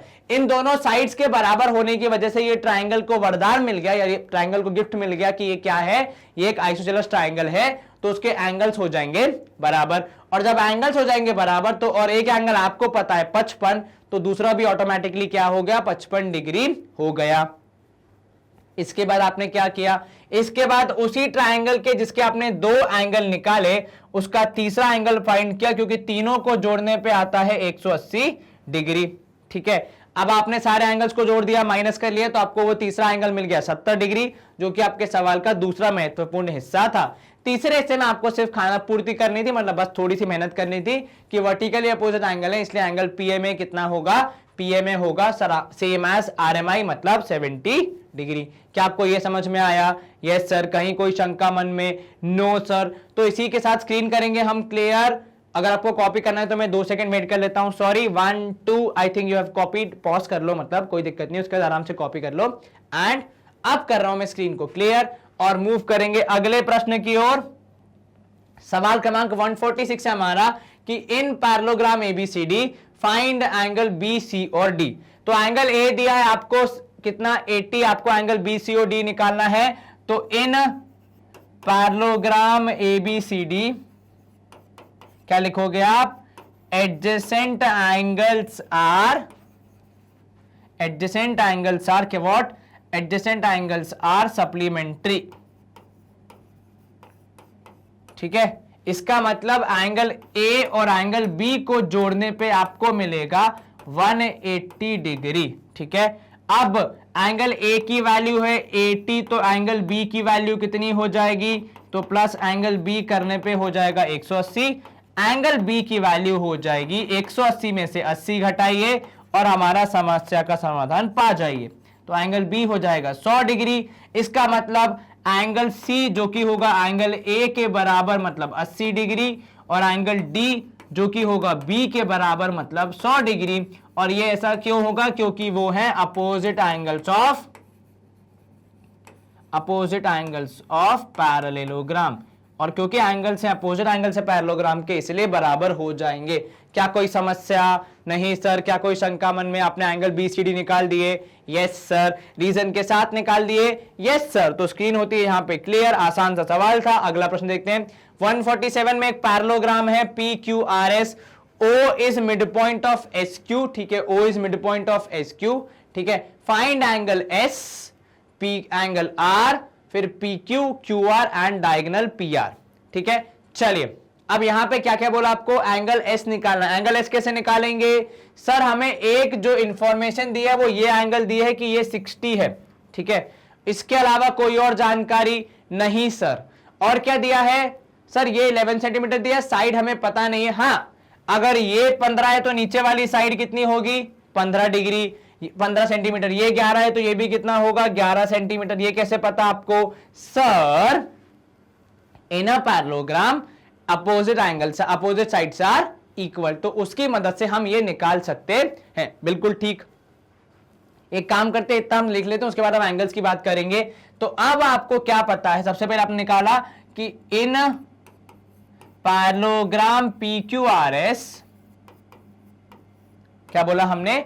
इन पैरेललोग्राम PQRS हमने सबसे पहले बोला कि PQ is equal to SR, ठीक है, या फिर RS, हाँ SR, और साथ में हमने बोला QR इज इक्वल टू, कौन सी साइड है, QR is equal to PS।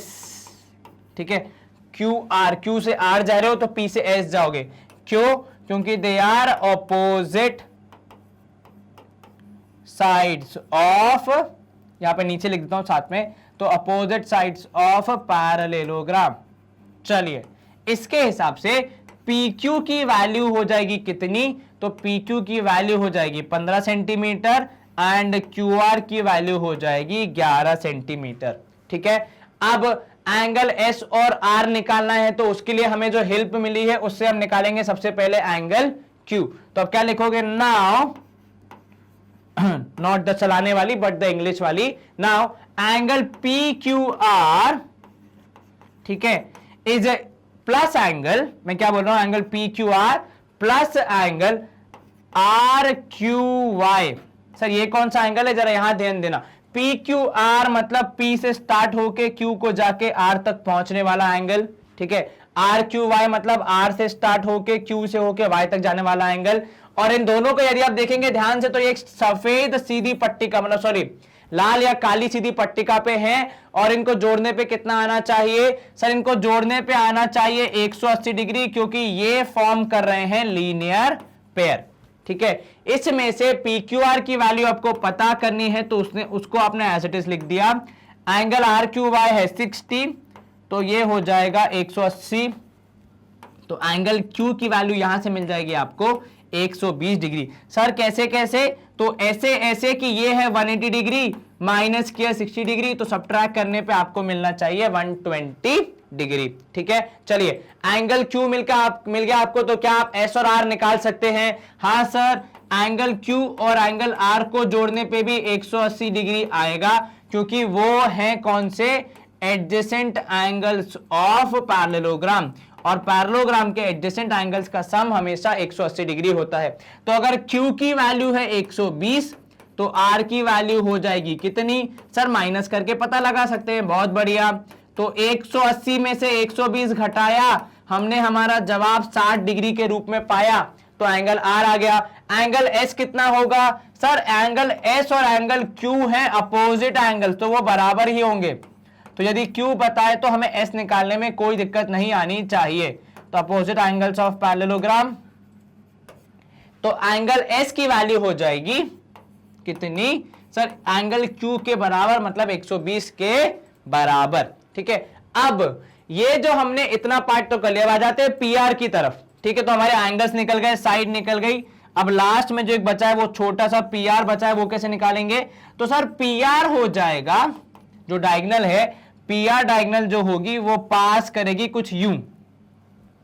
ठीक है, क्योंकि diagonals of a parallelogram bisect each other, तो जब आप PR डायगोनल बनाओगे तो वो O से पास करेगी। ठीक है, तो आप क्या लिखोगे, since diagonals of parallelogram bisect each other. ठीक है, इससे क्या होगा, इससे होगा ये कि जो PR डायगोनल है वो O से पास करेगी, तो diagonal PR would pass through O। Sir इसका मतलब क्या हुआ, इसका मतलब ये हुआ कि जब आप P से R तक जाएंगे तो आपको O के थ्रू होके जाना पड़ेगा। तो कुछ इस प्रकार से जब आप जाएंगे तो बेसिकली जो PO है वो क्या है, वो PR का आधा हिस्सा है। तो देयरफॉर यू कैन राइट कि इसके आगे अगर मैं कंटिन्यू करूं तो PO या PR से स्टार्ट करेंगे, तो therefore PR is equal to twice of PO। ठीक है, आपने रीजन क्या लिख दिया, पहले ही आपने लिख दिया कि भाई साहब डायगोनल जो होती है वो बाइसेक्ट हो जाती है, तो यदि ये आधा हिस्सा है 6, तो इसका डबल करने, ये भी कितना हो जाएगा 6, तो PR की लेंथ हो जाएगी कितनी, therefore PR would be equal to twice of 6 अर्थात 12 सेंटीमीटर। क्या आपको ये समझ में आया, क्या किया हमने, सर क्योंकि डायगोनल्स ऑफ पैरेललोग्राम एक दूसरे को बाइसेक्ट करती हैं, तो जो PR डायगोनल बनेगी वो O से जाती हुई बनेगी, तो जो PO है वो बेसिकली PR का हिस्सा ही है, और क्योंकि वो PR का हिस्सा है तो PO को डबल करने पे आपको PR मिल जानी चाहिए, क्योंकि डायगोनल्स बाइसेक्ट कर रही हैं, तो जितना हिस्सा इस तरफ उतना ही हिस्सा उस तरफ, तो इस साइड 6 तो उस साइड भी 6, डबल कर दिया तो 12, तो क्या आपको PR की लेंथ मिल गई, यस सर। कहीं कोई समस्या, नो सर।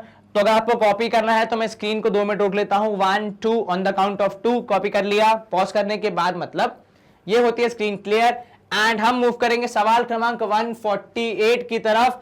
इन रोम्बस बीम, एक बीम नाम का रोम्बस है जिसमें आपको एंगल AME और एंगल AEM फाइंड करना है।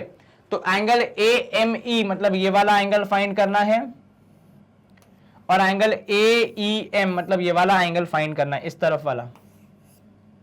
ये दोनों एंगल फाइंड करने हैं गिवन दैट आपको क्या दिया है, आपको दिया है कि बीच वाला एंगल, ये वाला एंगल है 70 डिग्री, ठीक है। चलिए अब यदि ये एंगल 70 है तो क्या आप मुझे बता सकते हैं कि ये एंगल कितना होगा? सर आपने हिंट दे दिया, ये एंगल होगा 90 डिग्री, ठीक है। वैल्यू मैंने बता दी, रीजन आप बताइए, जल्दी बोलिए रीजन क्या होगा? सर रीजन होगा कि ये क्योंकि एक रोम्बस है और रोम्बस की diagonals are perpendicular bisector. Very good, बहुत बढ़िया, परपेंडिकुलर बाइसेक्टर, इसलिए ये एंगल कितना होगा 90 डिग्री। तो इसको हम फाइंड कर सकते हैं using angle sum property of a triangle. तो पहले इतना कर लेते हैं, तो इन रोम्बस बीम, तो BEAM, तो इन रोम्बस बीम हमें क्या मालूम चल रहा है? हमें यह मालूम चल रहा है कि डायगोनल्स आर, तो डायगोनल्स आर परपेंडिकुलर का साइन और बाइसेक्टर, तो डायगोनल्स आर परपेंडिकुलर बाइसेक्टर। इसका मतलब एंगल AOM कितना हो जाएगा 90 डिग्री। तो देयरफॉर एंगल AOM हो जाएगा 90 डिग्री। अब यहीं से स्टार्ट करेंगे कि इन ट्रायंगल AOM, ठीक है, हमारे पास है एंगल AOM, ठीक है, plus angle OAM plus angle AMO, या फिर कौन सा निकालना है AME, जिसको हम AMO लिख रहे हैं यहां पे फिलहाल, ठीक है, इज इक्वल टू 180 डिग्री, क्योंकि ये है एंगल सम प्रॉपर्टी, ठीक है। अब AOM की वैल्यू 90, ठीक है, प्लस OAM की वैल्यू हमें कितनी पता है, क्वेश्चन में गिवन है 70। बचा क्या? बचा है एंगल AMO, जिसको हम निकालेंगे सॉल्व करने के बाद। चलिए 90 प्लस 70 हो जाएगा कितना? 9 और 7 हो जाएगा सर 16, तो 160। तो AMO की वैल्यू डायरेक्टली मैं निकाल रहा हूं एक स्टेप में कि 180 डिग्री में से इन दोनों को जोड़ने पे जो 160 आएगा उसे माइनस करेंगे तो 20 डिग्री आएगा। फिर से 90 आ गया, बचा 90 में 70 गया तो 20 बचेगा, मतलब कैलकुलेशन ठीक है। अब आपके पास क्या आ गया? आपके पास आ गया एंगल AMO की वैल्यू कितनी? सर ये आ गई हमारे पास 20 डिग्री। अब यहां ध्यान दें, इसी को मैं लिख रहा हूं कि देयरफॉर एंगल AME, बेसिकली बस नाम चेंज किया है मैंने, एंगल वही है, वो भी कितना है 20 डिग्री है। अब होगा क्या सर? होगा ये कि अब आप फोकस करेंगे ट्रायंगल EAM पर। तो इन ट्रायंगल EAM, कौन सा ट्रायंगल? ये रहा सर। इस पे फोकस करने की कोई खास वजह बिल्कुल है कि भाई साहब ये जो हमारा ट्रायंगल है इससे हमें दूसरा एंगल मिलेगा, कौन सा? AEM। कैसे? वो कुछ इस प्रकार कि पहले मैं लिख रहा हूं कि AE बराबर है AM के। सर आपको कैसे पता? भाई साहब ये रोम्बस है ना, तो रोम्बस में क्या होता है? तो BEAM इज अ रोम्बस, तो साइड्स क्या होंगी? साइड्स होंगी इक्वल, तो BEAM इज अ, तो अब क्या लिख दोगे यहां पे लिख दो एडजेसेंट साइड्स ऑफ रोम्बस, है ना, और रोम्बस की एडजेसेंट साइड्स होती हैं बराबर। चलिए अब इसकी वजह से आप क्या बोल सकते हैं? क्योंकि एक ट्रायंगल में कोई दो साइड्स एक दूसरे के बराबर हो जाती हैं, हम उस ट्रायंगल का नाम रख देते हैं आइसोसेलेस ट्रायंगल,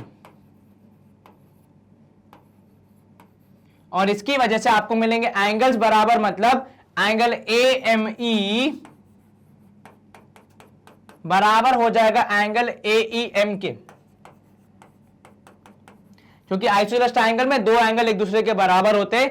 अब एक की वैल्यू है 20, तो दूसरे की वैल्यू भी कितनी हो जाएगी? सर 20 डिग्री के बराबर। क्या आपको यह जवाब समझ में आया?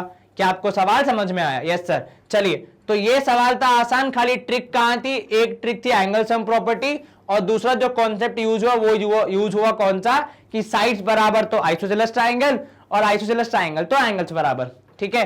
तो इसी के साथ ये सवाल भी होता है हमारा समाप्त। हम स्क्रीन करेंगे क्लियर एंड मूव करेंगे अगले प्रश्न की ओर। सवाल क्रमांक 149 है हमारा कि इन पैरेललोग्राम फिस्ट FIST ये जो है हमारे पास, इसमें आपको कौन कौन से एंगल निकालने? आपको निकालने SFT, ठीक है, आपको निकालना है OST, ठीक है, और आपको निकालना है STO। ये 3 एंगल आपको पता करने हैं। अब हम इन्हें कैसे पता करेंगे वो थोड़ा सोचना पड़ेगा। सबसे पहले एसएफटी पे ध्यान देते हैं। एसएफटी निकल सकता है क्या? देखो सबसे इजी जो मुझे लग रहा है फिलहाल निकालने के लिए वो लग रहा है एंगल एसटीएफ। कौन सा वाला? Sorry, angle STO. सर वो कैसे? तो जरा यहां ध्यान देना, ठीक है। मैं बोल रहा हूं कि इन पैरेललोग्राम FIST,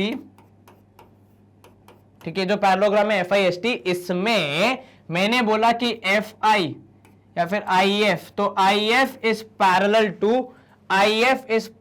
टू ST, ठीक है। तो हमने बोला IF is parallel to ST, ठीक है, एंड साथ में मैंने बोला कि IT इज ट्रांसवर्सल। क्या ध्यान देना है आपको यहां पे कि IF is parallel to ST and IT is transversal. क्या है? ट्रांसवर्सल है। इन दैट केस क्या मैं बोल सकता हूं कि ये वाला एंगल और ये वाला एंगल बराबर होंगे?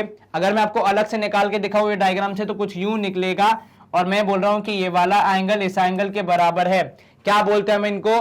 गिवन दैट कि ये लाइन इसके पैरेलल है, सर इनको हम बोलते हैं अल्टरनेट इंटीरियर एंगल्स। तो मैं बोल रहा हूं कि एंगल FIT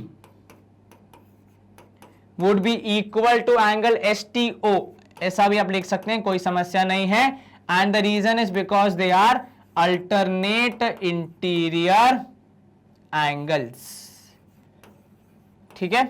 चलिए, इसका मतलब FIT की वैल्यू है 35 डिग्री, तो उस हिसाब से हमारा जो एंगल होगा STO वो भी कितना हो जाएगा? वो भी हो जाएगा 35 डिग्री के बराबर। क्या आपको ये समझ में आया? Yes sir. तो STO तो आ गया। अब OST कैसे निकालेंगे? अगर जो होता है ये स्क्वायर या रेक्टेंगल तो हम बोलते थे कि भाई ये दोनों एंगल बराबर होंगे तो ये हो जाएगा इक्वल, परंतु ऐसा नहीं है यहाँ पे, ठीक है। इसके लिए हमें थोड़ी सी ज्यादा मेहनत करनी पड़ेगी, और वो मेहनत कुछ इस फॉर्म में होगी कि जो एंगल आपका है OST, ठीक है, उसके लिए 2 तरीके हैं। पहला तरीका ये कि इस ट्राइंगल पे फोकस करो, ठीक है। उसमें मैं बोल रहा हूं कि भाई साहब नाउ इन ट्राइंगल OST, ठीक है, उस ट्राइंगल में angle OST plus angle STO is equal to angle, कौन सा? Is equal to angle TOF या फिर FOT। TOF लिख देते ज्यादा बेटर है, TOF। सर कौन सा एंगल? एक बार दोबारा बताएंगे, यहां ध्यान देना। ये वाला एंगल और ये वाला एंगल, इन दोनों एंगल्स को जोड़ने पे मुझे ये बाहर वाला एंगल मिलेगा। सर ये किस हिसाब से आपने बोला? तो इस प्रॉपर्टी का नाम है एक्सटीरियर एंगल प्रॉपर्टी। क्या नाम है? एक्सटीरियर एंगल प्रॉपर्टी, जो ये कहती है कि किन्हीं 2 अंदर के एंगल को जोड़ने पर एक बाहर का सामने वाला एंगल आपको मिल जाता है। क्या मिल जाता है? एक बाहर का सामने वाला एंगल आपको मिल जाता है। क्या आपको यह समझ में आया? Yes sir. सर इसके अलावा कोई और ऑप्शन? बिल्कुल है, मैं वो भी बताऊंगा। तो OST की वैल्यू पता करनी है तो उसको एज इट इज रहने दो। STO की वैल्यू कितनी है? सर वो आपने बताया है 55 डिग्री, और TOF की वैल्यू कितनी है? 110 डिग्री। तो यहां पे आप लिखोगे कि OST की वैल्यू हो जाएगी 110 में से 55 माइनस, ठीक है, 55 है कितना है? सॉरी 35 है, सॉरी 35 माइनस, तो बचा हुआ एंगल हमारे लिए होगा 35 माइनस करेंगे, 10 में से 5 गया, 5 बचेगा, और उसके बाद कितना बचेगा? सर 11 में से नहीं, माइनस करो, 10 में से 5 गया, 5 बचेगा, 10 में 3 का 75 डिग्री। पक्का? Yes sir. तो 75 डिग्री होगी OST की वैल्यू। ये हो गया एक तरीका, ठीक है। दूसरा तरीका जो आपको इसी के बारे में बताता है, तो मैं यहीं पे लिख देता हूं दूसरा तरीका भी। उसके बाद हम निकालेंगे लास्ट एंगल SFT, ठीक है। वो निकालना कोई बड़ी मुश्किल बात नहीं होगी हमारे लिए। चलिए यहां ध्यान दें। अब हमने क्या बोला? तो अब हमने बोला कि सरकार इन ये मेथड 2 है, ठीक है, वो मेथड 1 था, ये मेथड 2 है। मैं लिख दे रहा हूं ताकि आपको कंफ्यूजन ना हो। ये क्या है? ये है मेथड 1। चलिए मेथड 2 में क्या बोलेंगे कि सबसे पहले सबसे पहले मैं बोल रहा हूं यहां पे कि एंगल FOT प्लस एंगल, मतलब एंगल एफओटी मतलब ये एंगल, प्लस एंगल एसओटी, इन दोनों को जोड़ने पे आएगा 180 डिग्री, क्योंकि ये बना रहे हैं लीनियर पेयर। क्या सर लीनियर पेयर कैसे? ये देखो ये स्ट्रेट लाइन है, तो इस एंगल और इस एंगल को जोड़ने पे कितना मिलना चाहिए? 180 मिलना चाहिए। अब एफओटी की वैल्यू है 110, तो एसओटी की वैल्यू पता लगा सकते हो? Yes sir. तो एसओटी कितना आएगा सर? एसओटी आएगा 180 में से 110 माइनस, मतलब 70 डिग्री। चलिए बढ़िया, अब हम आगे देखते हैं। तो इसी ट्रायंगल में, दैट इज इन ट्रायंगल, क्या नाम है इसका अपना? इन ट्रायंगल एसओटी जो हमारा चल रहा था, तो इन ट्रायंगल एसओटी तीनों एंगल्स को जोड़ने पे कितना आएगा? 180 डिग्री। तो ये एंगल आपने निकाला है 70, ये एंगल भी आपने निकाल दिया पहले ही 35, तो बचा हुआ एंगल आप निकाल सकते हैं आसानी से, कोई समस्या नहीं आनी चाहिए। तो जोड़ेंगे जब हम, तो एंगल एसओटी में आएगा angle O plus angle S plus angle T equal to 180 degree by angle sum property. ठीक है, अब इसमें एंगल ओ की वैल्यू 70 आपने अभी निकाली है, एंगल एस आपको पता लगाना है तो उसको एज इट इज लिख दीजिए, एंगल टी आपको पता है कितना, तो एंगल टी आप निकाल चुके हैं 35 डिग्री, और इन सबको जोड़ने पे आना चाहिए 180 के बराबर। तो एस की वैल्यू आएगी 180 में से ये तीनों दोनों माइनस कर दीजिए, ऐड करने के बाद 70 और 30 हो जाएगा 110, मतलब 105 हो जाएगा। इन दोनों को जोड़ने पे माइनस कर देंगे तो हमारे पास आ जाएगा एंगल एस की वैल्यू 75 डिग्री के बराबर। तो कितना आया एंगल ओएसटी? तो इसी के साथ हम लिख सकते हैं कि एंगल ओएसटी की वैल्यू है कितनी? 75 डिग्री। तो एंगल ओएसटी हो गया 75 डिग्री के बराबर। तो ओएसटी भी हमने निकाल दिया। अब हमारे पास क्या बचा निकालने को? तो अब हमारे पास बचा है केवल एक एंगल जिसका नाम है एंगल एस एफ टी, और वो निकालने के लिए हम करेंगे इस पूरे ट्रायंगल का उपयोग। ठीक है, कैसे सर? ये एंगल हमें पता है कितना है सर? 75 डिग्री। ये एंगल हमें पता है कितना होगा? कैसे भाई? अपोजिट है आई के, तो जितना होगा आई उतना होगा टी। ठीक है, और फिर एंगल एसएफटी निकाल लेंगे हम। तो पहले हम क्या करेंगे? तो पहले हम लिख लेंगे कि सबसे पहले हम फाइंड करेंगे एंगल टी। तो angle T is equals to angle I, because they are opposite angles. ठीक है, अब अपोजिट एंगल से तो एंगल टी की वैल्यू कितनी? तो सर 35 और 25 दोनों को जोड़ने पे जो आएगी वो होगी पूरे एंगल टी की वैल्यू, क्योंकि पूरे एंगल आई की वैल्यू इन दोनों को जोड़ने पे आ रही है। तो 3 2 5, ठीक है, और 5 और 5 10, तो मतलब हो जाएगा कितना? 60 डिग्री होनी चाहिए एंगल आई की वैल्यू। अब एंगल आई की वैल्यू मालूम चल गई है और एंगल टी की वैल्यू भी मालूम चल गई है। अब हम आ जाते हैं किसमें? हमारे अंत पार्ट पे, जिसका है नाम in triangle S F T. तो जो ट्रायंगल का नाम है वही एंगल का नाम है, तो इसमें एंगल एस एफ टी हो जाएगा। उसमें जोड़ने पर एंगल टी और एंगल एस का एक हिस्सा जिसको हम एफ एस टी लिख सकते हैं या फिर ओ एस टी लिख सकते हैं, तो इन तीनों को जोड़ने पे आएगा 180 डिग्री। फिर से कारण क्या है? Angle sum property. ठीक है, अब एस एफ टी आपको पता करना है तो वो एज इट इज रहेगा। एंगल टी अभी आपने पता लगाया 60, ओएसटी आपने पता लगा चुका है 75, तीनों को जोड़ने पे 180। तो एसएफटी की वैल्यू कैसे निकालोगे? सर बस माइनस कर देंगे, तो 180 में से इन दोनों का जोड़ माइनस कर दो, तो 180 में से इन दोनों को जोड़ने पे हमें मिलेगा 6 और 7 हो जाता है 13। ठीक है, तो मतलब 135 मतलब सब्ट्रैक्ट करने पे कितना आएगा? 45 डिग्री आना चाहिए एसएफटी की वैल्यू। एक बार फिर से देख लें, कहीं कुछ दिक्कत तो नहीं है। ये पूरा है 60, ये है 75, तो इसको जोड़ने पे आना चाहिए कितना? 45 डिग्री। क्या कोई शंका, क्या कोई समस्या? नहीं सर, कोई दिक्कत नहीं सर। 45 डिग्री आ गया एसएफटी की वैल्यू। हमने तीनों एंगल्स यहाँ पे फाइंड कर दिए। कैसे किया? तो देखो यहाँ पे आपको जो ध्यान रखना है वो ये ध्यान रखना है कि यहाँ पे हमने पहले एक यूज किया मेथड जिसका नाम था एक्सटीरियर एंगल प्रॉपर्टी, जो कहती है कि नहीं दो अंदर के एंगल्स को यदि आप जोड़ते हो तो वो एक बाहरी एंगल के बराबर होता है। या फिर हमने दूसरा मेथड भी आपको सिखाया जिसमें हमने नॉर्मली किया था, जैसे कि पहले लीनियर पेयर से एंगल निकाला, फिर उस एंगल को ट्रायंगल में फिट करके जो बचा हुआ एंगल था वो निकाल के ओएसटी निकाल दिया।